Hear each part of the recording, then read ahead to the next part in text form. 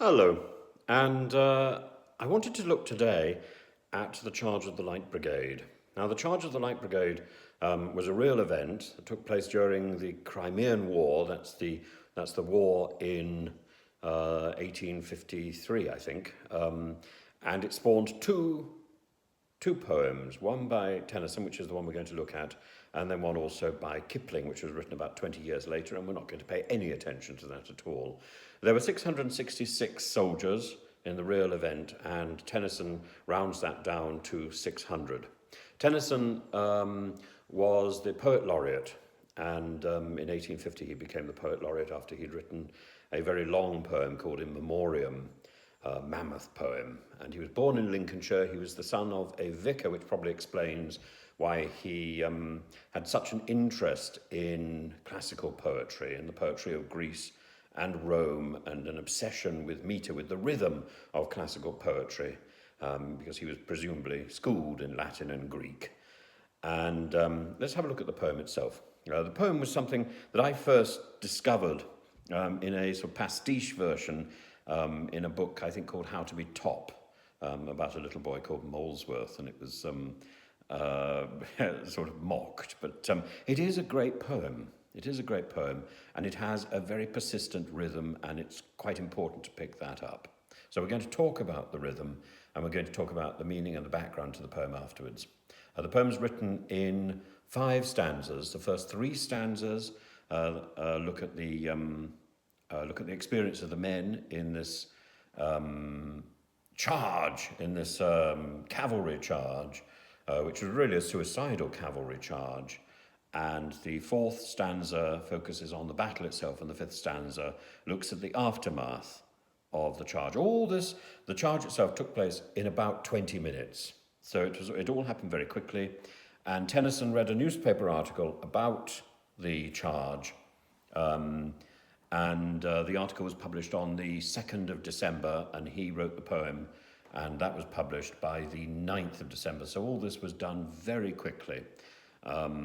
And the charge itself was something which was being criticised as a demonstration of utter incompetence by the top brass in the British Army at the time. What Tennyson does is to turn it round into being a patriotic celebration of courage.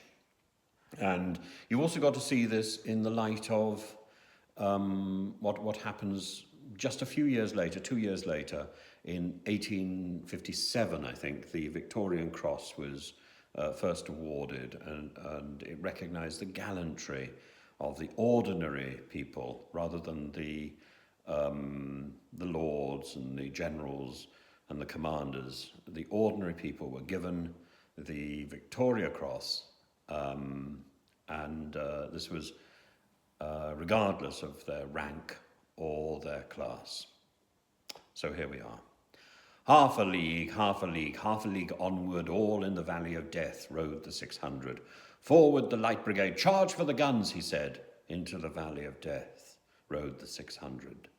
Forward the Light Brigade, was there a man dismayed? Not though the soldier knew someone had blundered. Theirs not to make reply, theirs not to reason why, theirs but to do and die. Into the valley of death rode the 600.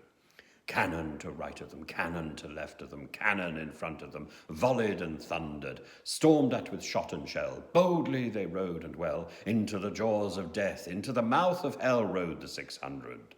Flashed all their sabres bare, flashed as they turned in air, sabring the gunners there, charging an army while all the world wondered. Plunged in the battery smoke, right through the line they broke. Cossack and Russian reeled from the sabre stroke, shattered and sundered. Then they rode back, but not the 600. Cannon to right of them, cannon to left of them, cannon behind them, volleyed and thundered, stormed at with shot and shell, while horse and hero fell. They that had fought so well came through the jaws of death, back from the mouth of hell, all that was left of them, left of 600. Now, the Light Brigade itself was a lightly armoured unit. A brigade is a small unit in the army. It's if you look at this poem, it's a third-person narrative. But the impression that Tennyson gives us is of a first person there, the impression of experience. Think particularly of the direct speech there. Forward the Light Brigade, charge for the guns, he said. Forward the Light Brigade, was there a man dismayed? And that seems to be the command of the commander himself. We can hear the sound of the charge in the meter. The meter, if you really want to impress, the meter is dactylic. That is, the first syllable is emphasized, which is very rare in English. In English, we tend to emphasize the second syllable. So here, you've got da, da, da, da, da, da. And you've got 2 feet in each line. So technically, it's a dactylic demeter. Da-da-dee, or dum-da-da, dum-da-da. And you can hear that hypnotic rhythm of the horse's hooves thundering in the charge. There are 3 images that are worth looking at. First is the Valley of Death.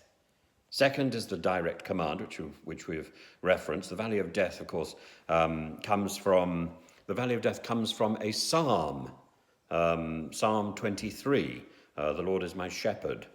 Though I walk through the shadow of the valley of death, I shall not fear evil, for thou art with me. It's also an image from the book of Ezekiel in chapter 37, I think, verses 1 to 14, where Ezekiel is taken to the valley of dry bones. It's solemn and it's religious. It gives the idea of duty and God and faith and trust.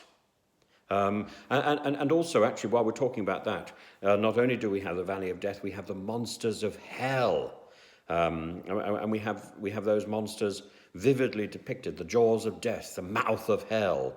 And as the Light Brigade, as this cavalry charge is going into the valley with cannons on left, cannons on right, and listen to the language, of volleyed and thundered. And 666 men charged in, 221 of them were killed or injured. I think 500 horses were killed. So the first image is the Valley of Death. The second is this direct command. And the third is this incredibly bold image of these cavalry men charging with their sabres drawn against guns. The odds are so high. This is completely a suicidal bid. And then also that incredibly quoted line, "There's not to reason why." It celebrates the idea of obedience, not questioning the commander, even though they knew that it was wrong, even though they knew they'd been given the wrong instruction by Captain Louis Nolan. So Tennyson has taken defeat and he's emphasized bravery and sacrifice, a suicidal challenge, a suicidal charge, a suicidal bid, knowing that it was wrong. The soldier knew that someone had blundered. That someone was all about a squabble between Lords Lucan and Cardigan, who were brothers-in-law, I think. And Lord Lucan had received a command from Lord Raglan, who was in overall command, and Lucan misinterpreted it. The command was to follow the enemy and try to prevent the enemy retreating with the guns. And Lucan, who was in charge of the heavy brigade, didn't support the Light Brigade. He waited at the entrance to the valley. Now, it's not clear from recent research whether Lord Raglan intended the Light Brigade to secure Russian guns that had been taken or to secure British guns that might have been taken. And Nolan's gesture, he made this very wide gesture to indicate which valley they were to go down towards the guns, which took the Light Brigade into the wrong valley. Whether this wide gesture was intended to indicate something else, because he was killed. He apparently rode in front of Lord Cardigan to persuade him to change, that he was going in the wrong direction, but he was blown up at that point. And there's rather a good film from the 1960s called The Charge of the Light Brigade, which intersperses the actual events with animated scenes from punch illustrations and the Illustrated London News, which obviously were much more upbeat than the real misery of this charge. The Light Brigade itself was formed of a number of different units, the 44th and 13th Light Dragoons, the 17th Hussars, no, the 17th Lancers, the 8th and the 11th Hussars.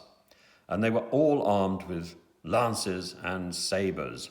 In fact, it was such a significant historical event that Churchill took time off when he was at the Yalta Conference at the end of 1945, at the end of the 1945 war, to visit the site for himself. And today, of course, the Crimean War of 1853 is being replayed for a modern audience. There were so few survivors that what they said is important. There's a man called Private William Ellis of the 17th Hussars who survived. He was one of, I think, 145 men from that company. And he says that he didn't recall the charge being sounded at all. Now you've got to look at you've got to look at various things. You've got to look at the rhythm. As I say, it's dactylic, which is very rare in English. The last line, what